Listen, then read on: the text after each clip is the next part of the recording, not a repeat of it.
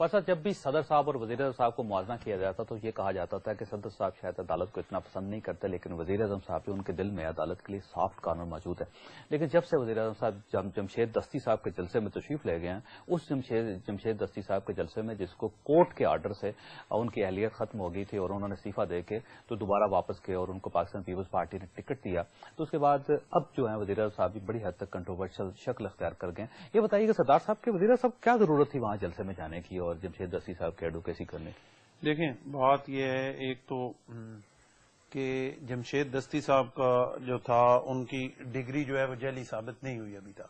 उन्होंने एतराफ किया अदालत में? नहीं, उन्होंने एतराफ नहीं किया, उन्होंने इस्तीफा दिया है। अदालत ने उन्हें कहा या इस्तीफा दो या सीधे हो जाओ, मैं तुम्हारा करता हूं। तो इस अदालत में तो वैसे ही जाने के लिए बड़ा दिल गुर्दा चाहिए होता है, तो उन्होंने इस्तीफा दिया। उसके बाद जो इलेक्शन वो लड़ रहे हैं उसमें उन्होंने अपने पेपर सबमिट कराए। जो रिटर्निंग अफसर है वो भी अदलिया का ही बंदा होता है, सेशन जज या एडिशनल सेशन जज होता है, उसने उनके पेपर जो है वो रिजेक्ट नहीं किए और वो इलेक्शन लड़ रहे हैं इस वजह से कि उनकी डिग्री का अभी तक फैसला ये नहीं हुआ कि वो जाली है। अच्छा, ये आप बताइए उनकी डिग्री जी जमशेद दस्ती साहब की सही है?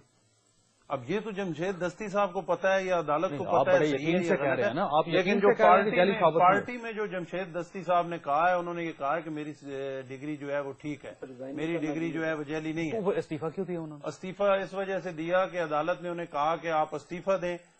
अब वो मुझे कह रहे अदालत इस तरह मुझे पेश कर दें अदालत में, मेरी डिग्री को इस तरह अदालत मुझे इधर बैठ के तो हो सकती है। आप मुझे आप मेरी चैलेंज करते हैं, मुझे अदालत के मुझे कह के इस्तीफा दें या जेल जाए, मैं कुछ आप जेल भेज दें, मेरी डिग्री को साबित कर दें।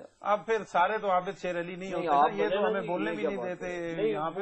आप मेरिट वैसे नहीं कर सकते, मेरिट पे बात करें। नहीं, मेरिट पे बात कर रहे हैं।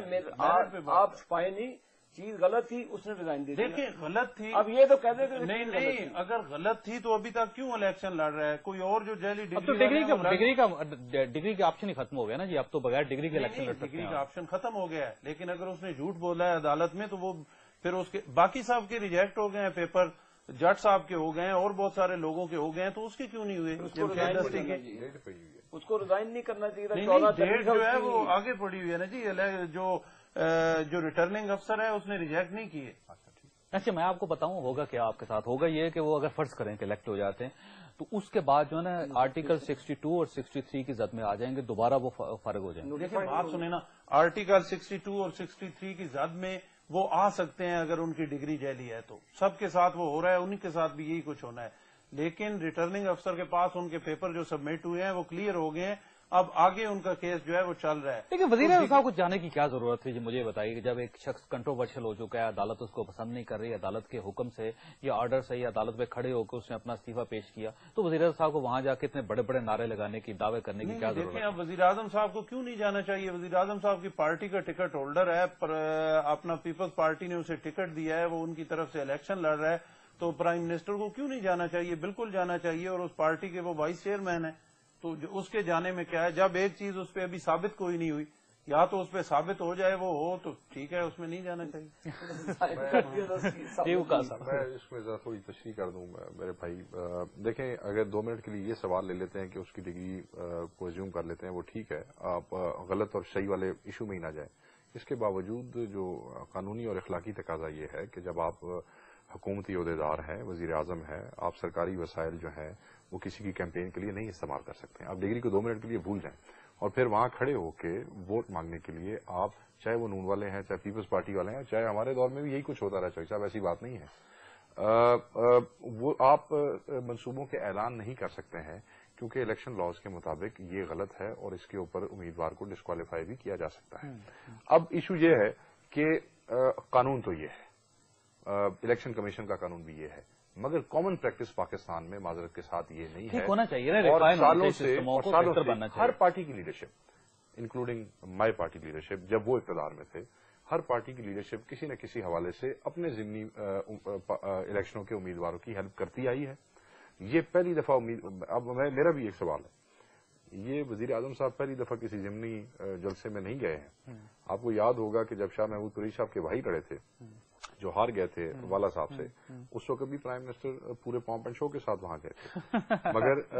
مگر یہ ہے کہ اس وقت میڈیا کا موڈ کچھ اور تھا. نہیں, یہ بات ہے ان کی ڈگری جعلی نہیں نکلی تھی. جمشید استی صاحب کی طرف انہوں نے استعفیٰ نہیں دیا. صاحب میری بات سن لینا, بات ڈگری کے جیلی ہونے یا نہ ہونے کا ہے ہی نہیں.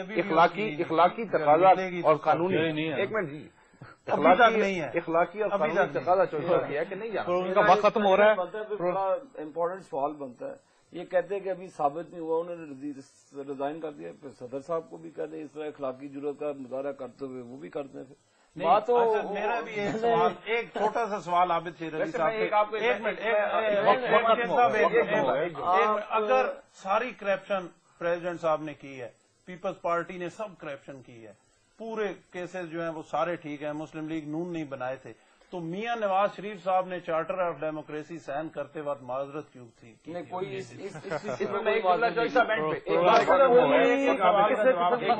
جملہ میں کہوں گا چوہدری صاحب, 18ویں ترمیم کے بعد میرے خیال میں تمام سیاسی پارٹیوں کو کچھ دن کے لیے صدر کو چھوڑ دینا چاہیے.